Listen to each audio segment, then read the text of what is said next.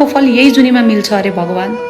तपाईसँग एउटा बिन्ती छ, जसले मेरो विश्वास, माया, साथ, आफ्नोपनको फाइदा उठाए, जसले मेरो विश्वास तोडे, छलकपट गरे, गिराए, नमज्जाले तोडेर गए, म त्यस्ता व्यक्तिहरूलाई त्यही दिएर बदला चुकाउन चाहन्न। उनीहरूलाई कहिले दुःख हुन नदिनु, उनीहरूको विश्वास कहिले टुट्न नदिनु, कहिले डगमगाउन नदिनु, कहिले कमजोर हुन नदिनु, भट्किन नदिनु। भगवान त्यस्ता व्यक्तिहरूलाई पछुतो भने अवश्य पनि जिन्दगीको अन्तिम चरणमा गराइदिनु होला। मान्छे गुमाउनुको, अरूलाई सताउनुको र अरूको विश्वासमाथि खेल्नुको। पछुतो भने उनीहरूलाई होस्, तर दुःख चाहिँ कहिले नहोस्। मेरो आशीर्वाद छ, मबाट टाढा गए पनि उनीहरूको जिन्दगी निकै फलोस्, फुलोस्, उन्नति प्रगति हुँदै जाओस्, अगाडि बढ्दै जाउन्, सबै सफलताहरूले उनीहरूको कदम चुमुन्।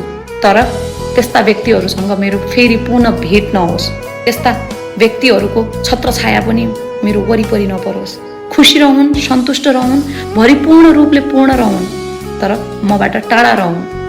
बिन्ती छ भगवान।